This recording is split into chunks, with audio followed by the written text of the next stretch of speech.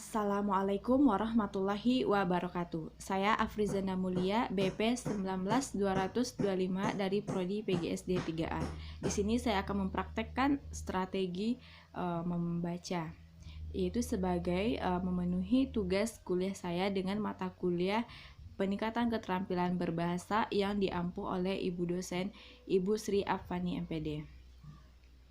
Nah, sebelum kita memasuki pada praktek strategi membaca, kita singgung dulu apa itu membaca. Nah, membaca merupakan sebuah kegiatan atau aktivitas yang dilakukan sebagai melafalkan atau mengeja sebuah tulisan. Dan menurut Tarigan, membaca adalah proses untuk memperoleh pesan yang disampaikan penulis melalui media bahasa tulisannya. Jadi secara umum membaca merupakan sebagai sebuah aktivitas yang diperoleh untuk aktivitas dalam melafalkan, mengeja, membunyikan simbol-simbol abjad hingga menjadi sebuah kata sampai menjadi kalimat yang memiliki makna. Jadi, kepandaian membaca ini merupakan hal yang sangat penting dimiliki oleh semua orang, karena jika tidak pandai membaca, dunia ini akan menjadi gelap.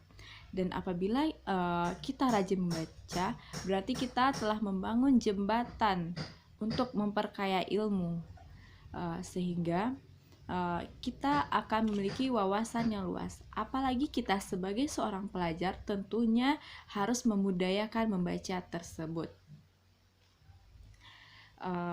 Nah, sekarang saya akan memperkenalkan apa saja strategi dari membaca tersebut. Yaitu yang pertama, strategi bottom up, di mana strategi ini strategi yang umumnya digunakan pada kelas awal, yaitu dengan memperkenalkan nama-nama dan bentuk-bentuk huruf kepada siswa, memperkenalkan gabungan-gabungan huruf menjadi kata dan menjadi sebuah kalimat. Nah, selanjutnya strategi top down, yaitu tujuan dari strategi top down ini adalah untuk mengembangkan makna dan tidak pada penguasaan kosakata. Dan strategi yang selanjutnya merupakan strategi interaktif, yaitu gabungan dari kedua strategi tersebut, yaitu strategi bottom up dengan strategi top down. Karena membaca itu memang sebenarnya adalah kita bisa mengetahui apa saja kata atau huruf serta makna yang terkandung dalam sebuah teks yang kita baca. Nah, di sini saya akan mempraktekkan yaitu dengan menggunakan metode membaca dengan menggunakan metode phonic method, yaitu metode penyebutan huruf.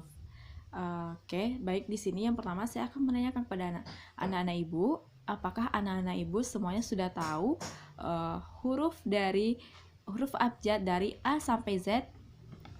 Nah, jika anak-anak menjawab sudah, maka kita akan memperkenalkan sebuah atau cara membaca atau mengeja sebuah, misalkan buku.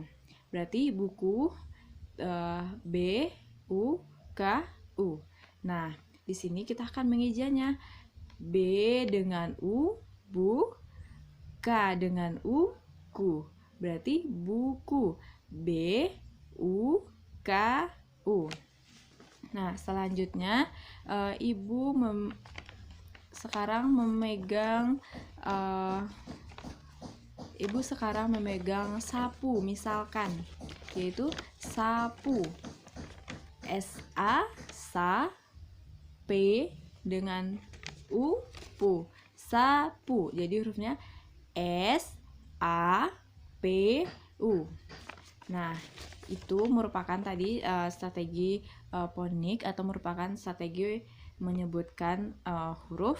Dan selanjutnya di dalam pembelajaran meningkatkan strategi membaca itu ada juga metode dengan menggunakan metode SQ3R. di mana SQ3R ini merupakan S adalah survey, dan Q merupakan question, R yang pertama merupakan read, R yang kedua merupakan riset, dan R yang ketiga merupakan review. Nah, survei merupakan memeriksa atau mengidentifikasi seluruh teks, apakah judulnya, isinya, dan tokohnya. Dan question itu menyusun daftar pertanyaan-pertanyaan yang relevan dengan teks tersebut, serta R yang pertama adalah membaca teks dan mencari jawaban atas pertanyaan yang tersusun. R yang kedua merupakan riset atau menghafal setiap jawaban yang telah ditemukan, dan R yang ketiga merupakan review atau mengulang atau meninjau ulang seluruh jawaban atas pertanyaan yang tersusun pada langkah-langkah sebelumnya.